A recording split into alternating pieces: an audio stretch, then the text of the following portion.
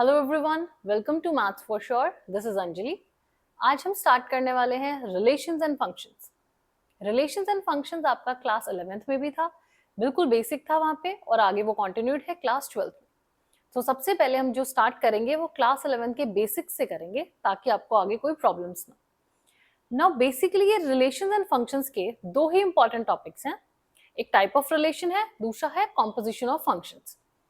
और ये चैप्टर आपके लिए इसलिए इंपॉर्टेंट है क्योंकि आपके आगे फर्दर चैप्टर्स में यूज भी होता है, और अराउंड 4+ मार्क्स का आपको जेई मेंस में देखने को भी मिलते हैं इससे रिलेटेड क्वेश्चंस।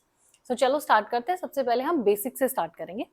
तो जो हमारा सबसे पहला टॉपिक आता है वो आता है Cartesian product of two sets. दो सेट्स का कार्टेशियन प्रोडक्ट क्या होता है? The Cartesian product of two sets AB is a set of all those ordered pair whose first coordinate is an element of A and second coordinate is an element of B. मतलब Cartesian product होगा दो sets के बीच में। अगर हम ले रहे हैं, दो सेट्स हैं, एक A है एक B है, वो क्या होता है? बेसिकली एक पेयर होता है। ऐसे एक पेयर में आएगा आपके पास, जहां पर जो आपका फर्स्ट एलिमेंट है वो आपका फर्स्ट सेट से होगा, और जो सेकंड एलिमेंट है वो कहां से होगा? सेकंड सेट से होगा। और इसको हम कैसे डिनोट करते हैं? ए क्रॉस बी। तो अगर कभी आपको ऐसे ए क्रॉस बी लिखा हुआ है, इसका मतलब क्या गिवन है? वो हमें कार्टेशियन प्रोडक्ट दिया हुआ है। ठीक है, कैसे रीड करेंगे इसे? ए क्रॉस बी बोल दो या फिर product set of A and B. और इसको हम ऐसे सिंपली डिफाइन करते हैं। ये क्या होता है? एक ऐसे आपका ऑर्डर्ड पेयर है। ऑर्डर्ड पेयर मींस कि जो पेयरिंग आपने की है वो एक स्पेसिफिक ऑर्डर में है, उसको आप चेंज नहीं कर सकते। यहाँ पर 1 2 और 2 1 दोनों के दोनों क्या है? डिफरेंट है, इसे हम सेम ट्रीट नहीं कर सकते। 1 2 का मतलब क्या है? 1 आपका फर्स्ट सेट से और 2 यहाँ पे सेकंड सेट से, और यहाँ पे तो बिल्कुल ऑपोजिट हो गया। 2 फर्स्ट सेट से आया और 1 आपका सेकंड सेट से आया। ठीक है, ये हो गया हमारा कार्टेशियन प्रोडक्ट। अब अगर हम यहाँ पे एक एग्जाम्पल लें, अगर ए आप एक सेट लो 1 2 3 और बी हम एक सेट बना लें ए बी। अब देखो इसका Cartesian product A cross B हम कैसे लिखते हैं? पेयर्स में लिखते हैं, जहां पे फर्स्ट एलिमेंट फर्स्ट सेट से, सेकंड एलिमेंट सेकंड सेट से। तो फर्स्ट अगर हम लिखें, पहले फर्स्ट का जो फर्स्ट एलिमेंट है 1, इसको हम फिक्स कर देते हैं। ठीक है, दूसरा एलिमेंट कहां से आएगा? सेकंड सेट से। सेकंड का ए ले लिया हमने, कॉमा। अब फर्स्ट का तो पहले फर्स्ट ही चल रहा है, और सेकंड सेट से क्या आ जाएगा? बी आ जाएगा। फर्स्ट के लिए कंप्लीट हो गया। अब सेम वे फर्स्ट का सेकंड एलिमेंट ले लो, ऐसे ऑर्डर में लेंगे हम तो कोई एलिमेंट आपका छूटेगा नहीं। 2 और दूसरा एलिमेंट क्या आ जाएगा? इधर से बी। ठीक है, नेक्स्ट क्या है? फर्स्ट सेट से 3, सेकंड सेट से ए, नेक्स्ट इधर से 3 और इधर से बी। ये क्या हो गया? कार्टेशियन प्रोडक्ट हो गया किसका? ए क्रॉस बी का। और अगर कोई आपको बोले आप बी क्रॉस ए का लिखो, क्या वो सेम होगा? देखते हैं। देखो अब फर्स्ट एलिमेंट बी सेट से आएगा और सेकंड एलिमेंट कहां से आएगा? ए सेट से। तो बी से बी के अंदर दो एलिमेंट्स हैं, सबसे पहले हम एक फिक्स कर लेते हैं ए। अब ए के एलिमेंट्स लिखते हैं, ए में सबसे पहले 1 है, उसके बाद अगर बी का ए है, ए का क्या है? 2, देन ए 3। ठीक है, अब बी का नेक्स्ट एलिमेंट क्या है? बी। सेम वे अब ए के एलिमेंट्स हम इसके साथ अरेंज कर देते हैं। अब अगर आप यहाँ पर ऑब्जर्व करो, देखो इधर आपके पास जो एलिमेंट आया था वो था 1a, और यहाँ पर जो हमारे पास आया वो है a1। ये दोनों सेम नहीं है। ठीक है, दोनों के दोनों कैसे हैं? डिफरेंट है। पर अगर आप देखो यहाँ पर नंबर ऑफ एलिमेंट सेम है, यहाँ पर भी 6 है और यहाँ पर भी 6 है। मतलब a क्रॉस b और b क्रॉस a के नंबर ऑफ एलिमेंट्स तो सेम होंगे, बट वो जो ऑर्डर्ड पेयर्स हैं वो सेम नहीं होंगे। तो क्या बोल सकते हैं हम यहाँ से कि आपका a क्रॉस b और b क्रॉस a आपस में इक्वल नहीं है। इसका मतलब Cartesian product is not commutative, वो कॉम्यूटेटिव नहीं है। कॉम्यूटेटिव प्रॉपर्टी क्या होती है? कि a इंटू बी है वो b इंटू ए के इक्वल आ जाए, तब हम बोलते हैं कि वो कॉम्यूटेटिव है। यहाँ पे कॉम्यूटेटिव नहीं है। सेकेंड जो अब हमने किया, क्या? Number of elements. Number of elements कैसे कैलकुलेट करते हैं? देखो नंबर ऑफ सबसेट्स वो अलग होते हैं, जो हम 2 रेज टू द पावर में करते हैं। ये क्या है? नंबर ऑफ एलिमेंट्स है। अब अगर हम number of elements of A cross B के निकालना चाहे, वो क्या होता है? Number of elements of A into number of elements of B, right? अब अगर आप number of elements B cross A के देखो, वो क्या होगा, नंबर ऑफ एलिमेंट्स, पहले फर्स्ट सेट आता है फिर सेकंड आता है, यहाँ पे ए आएगा। अब फर्स्ट सेट में कितने हैं, ए में कितने एलिमेंट्स हैं 3 इंटू बी में कितने हैं 2, यहाँ पे पहले बी का है, तो मतलब ये तो सेम है, number of elements A cross B और बी क्रॉस ए के सेम होते हैं, पर ये आपस में कॉम्पिटिटिव नहीं होते। ठीक है, तो आपको यहां से क्या करना आ गया, कार्टेशियन प्रोडक्ट लिखना आ गया कि कार्टेशियन प्रोडक्ट हम कैसे लिखते हैं। अब नेक्स्ट चलते हैं हम रिलेशन पे। अब रिलेशन क्या होता है, ये तो हो गई डेफिनेशन कि आपका ए और बी क्या है, दो non empty subset, non empty sets हैं। आर किसको डिनोट कर रहा है, आपके रिलेशन को डिनोट करता है। ठीक है, और ए और बी के बीच में be a relation such that, देखो ऐसे हम रिलेशन को लिखते हैं। रिलेशन में क्या आया, अगेन कैसे लिखेंगे, ये ए और बी वापस से एक पेयर में लिखे जाएंगे। ये क्या है, एक रिलेशन है जहां पे फर्स्ट एलिमेंट आपके फर्स्ट सेट से है, सेकंड एलिमेंट आपके सेकंड सेट से। तो रिलेशन बेसिकली क्या हुआ, ये क्या चीज है, ये आपका कार्टेशियन प्रोडक्ट ही तो है। तो रिलेशन क्या है, रिलेशन क्या है, हमारे पास एक कार्टेशियन प्रोडक्ट है किसी भी सबसेट का, कोई भी आप सबसेट ले लो उसका कार्टेशियन प्रोडक्ट लो, वो क्या बन जाता है, एक रिलेशन बन जाता है। ठीक है, और दूसरा हम इसे डिफाइन कर सकते हैं कि रिलेशन को हम बोल सकते हैं कि ये क्या है, दो सेट्स के बीच का कनेक्शन, कि एक सेट है ए एक सेट है बी, इन दोनों के अंदर क्या रिलेशनशिप है, क्या पार्टनरशिप है, वो आपस में क्या शेयर कर रहे हैं, वो आपका यहाँ पे क्या हो जाएगा, रिलेशन हो जाएगा।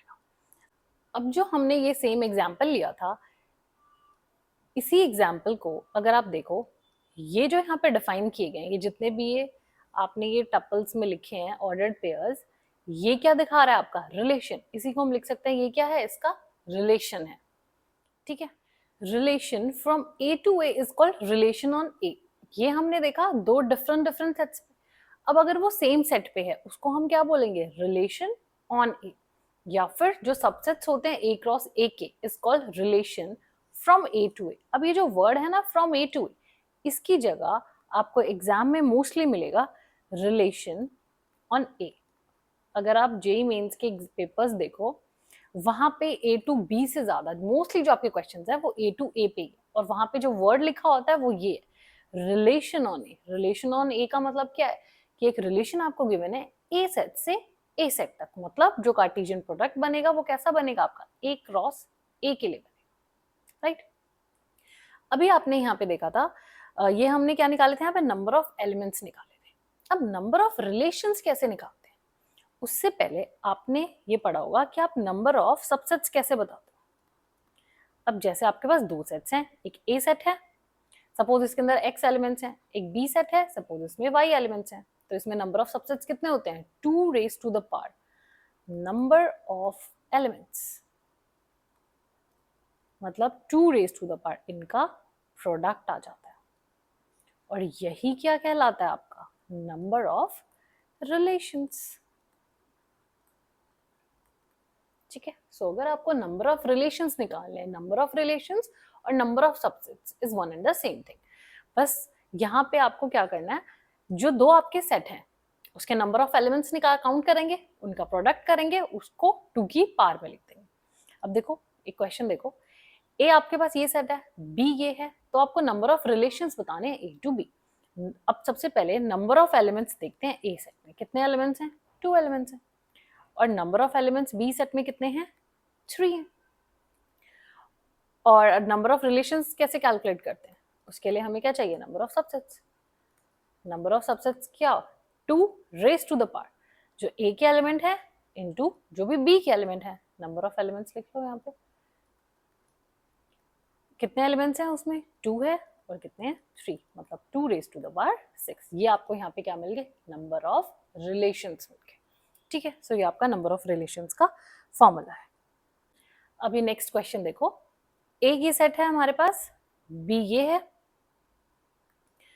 और अब आपको एक रिलेशन डिफाइन करके ऑलरेडी गिवन है।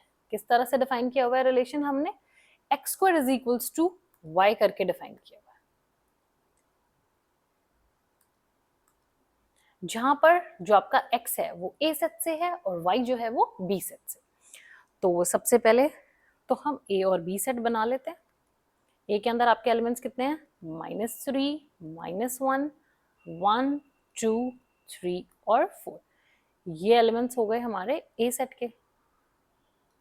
बी सेट में एलिमेंट्स कहाँ कितने हैं? 1, 2, 3, 4, 5, 6, 7, 8 और 9। ये हो गए हमारे एलिमेंट्स बी सेट के। अब ये जो आपको रिलेशन गिवन है, इसकी हेल्प से आपको कैलकुलेट करना है। तो देखो, रिलेशन है हमारे पास x² = y। अब x के एलिमेंट्स कहाँ से आए हैं? a से आए हैं। a का फर्स्ट एलिमेंट क्या है? -3। तो x की जगह पुट कर दो, -3 का स्क्वायर कितना बना? 3 3 = 9। तो y कितना आ गया? 9। मतलब -3 कहाँ मैप हुआ आपका? 9 पे जाके मैप हुआ। फर्स्ट पेयर क्या बना हमारा? -3 और 9। ठीक है, अब नेक्स्ट देखो, -1 है नेक्स्ट। -1 का स्क्वायर करेंगे कितना आएगा? 1 आएगा। तो -1 कहाँ मैप हुआ? 1 पे मैप हुआ। नेक्स्ट पेयर बना -1 to 1। उससे नेक्स्ट सेम 1 है, 1 का स्क्वायर फिर से कहाँ जाके मैप होगा आपका? 1 पे ही मैप होगा। तो नेक्स्ट पेयर बनेगा हमारा 1 1। उससे नेक्स्ट 2, 2 का स्क्वायर करेंगे कितना आएगा? 4। ये रहा 4। तो ये बना 2 और 4। उससे नेक्स्ट 3 है, 3 का स्क्वायर कितना होगा? 9। तो नेक्स्ट पेयर बना 3 और 9। अब 4 का स्क्वायर कितना हो जाएगा? 16। 16 यहाँ पे नहीं है तो वो काउंट नहीं होगा। ठीक है, अब ये जो सेट है, ये क्या हो गया इसका? रिलेशन। अब आपने इसे एक तो डायग्राम से शो किया कि हम ऐसे रे डायग्राम इसका बना सकते हैं कि एलिमेंट्स कौन सा कहाँ मैप हो रहा है, या फिर आप इसको ऐसे सेट की फॉर्म में लिख सकते हो। अब अगर आप यहाँ पर देखो, ये जो आपके 3 सेट्स लिखे हैं, एक ये जो क्वेश्चन में रिलेशन गिवन था, एक ये जो हमने रिलेशन ऐसे टर्म में फाइंड किया है, और एक ये जो डायग्राम है, ये बेसिकली क्या है? ये आपके 3 डिफरेंट वेज हैं रिलेशंस को लिखने के।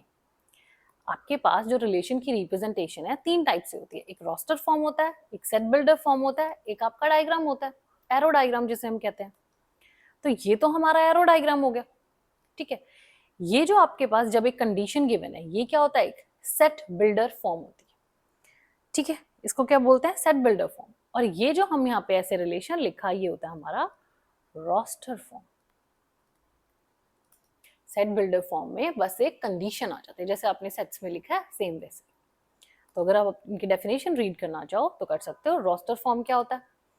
इन this form we represent set को हम पेयर्स में रिप्रेजेंट करते हैं। रोस्टर फॉर्म, ये देखो, ये रोस्टर फॉर्म है, हमने पेयर्स में रिप्रेजेंट किया। नेक्स्ट, सेट बिल्डर फॉर्म में हम क्या करते हैं? कोई एक रूल बनाते हैं कि दो सेट्स आपस में कैसे रिलेटेड है। जैसे यहाँ तो हमें ऑलरेडी गिवन था कि वो क्या है? हमेशा x² = y दिया हुआ है। अब सपोज आपको ये रिलेशन गिवन होता, यहाँ से आप यहाँ तक भी तो जा सकते हो। आप इसे ऑब्जर्व करो, फर्स्ट एलिमेंट का स्क्वायर करने पे नेक्स्ट आ रहा है, इसका स्क्वायर करने पे ये आ रहा है, इसका स्क्वायर करने पे ये आ रहा है, तो वहां से रिलेशन बन गया। लास्ट हमारे पास क्या है? Arrow diagram. ये रहा डायग्राम। तो ये 3 डिफरेंट वेज हैं जहां से आप रिलेशन को रिप्रेजेंट कर सकते हो। ठीक है, अब इसी में हम एक और चीज देखते हैं। रिलेशन में आप डोमेन, कोडोमेन और रेंज वो कैसे लिखते हो? ये आपके पास एक सेट आया था रोस्टर फॉर्म से, इसी से कर लेते हैं कि देखो डोमेन क्या होता है। 3 चीजें होती है ना हमारे पास, एक होता है डोमेन, एक होता है कोडोमेन और एक होती है रेंज। अब ये होता क्या है? सबसे पहले तो आपके पास एक रिलेशन का सेट होना चाहिए। हमारे पास सेट है, यहीं से अब हम लिखेंगे। देखो, डोमेन हमारा होता है जो आपने सेट बनाया उसका first element, very first element. इधर से फर्स्ट एलिमेंट -3 है, -1 है, 1 2 और 4। मतलब वो एलिमेंट्स आपके सेट ए से जिनकी इमेज, मतलब जो एलिमेंट्स कहीं जाके मैप हो रहे हैं, जिनकी इमेज एग्जिस्ट कर रही है, वो आ जाते हैं हमारे डोमेन में। तो डोमेन में क्या क्या आ गया? फर्स्ट से -3 आ गया, सेकेंड वाले से -1 आ गया, उसके बाद 1 2 और 3। ये क्या हो गया? हमारा डोमेन का सेट हो गया। अब सबसे ज्यादा कंफ्यूजन तो रेंज और कोडोमेन में होता है। देखो, रेंज क्या होता है? जो आपके इमेज सेट्स है, मतलब जहां जाके मैप हुआ है, जैसे ये 1 पे मैप हुआ है, 2 पे मैप हुआ है, 4 पे मैप हुआ है, 9 पे मैप हुआ है, ये। या फिर यहीं से अगर आप देखना चाहो इस सेट से जो आपके सेकंड एलिमेंट्स होते हैं वो क्या क्या है, वो 9 है, यहाँ से क्या है 1, उससे नेक्स्ट क्या है अगेन 1, तो 1 हम लिख चुके हैं, 4 और 9। तो ये सेट्स ये एलिमेंट्स हमारे किस में आ गए, रेंज में आ गए। ठीक है, कोडोमेन क्या होता है आपका, कंप्लीट सेट। कंप्लीट जो आपका राइट हैंड साइड वाला ये जो सेट होता है ये हमारा क्या होता है, कोडोमेन होता है। पूरे के पूरे सेट को हम कोडोमेन बोलते हैं। तो डोमेन में हमारे पास क्या आ गए, आपके जो रिलेशन का फर्स्ट एलिमेंट था, रेंज में सेकेंड एलिमेंट आ गया, और कोडोमेन में हमारा पूरे का पूरा सेट भी आ गया।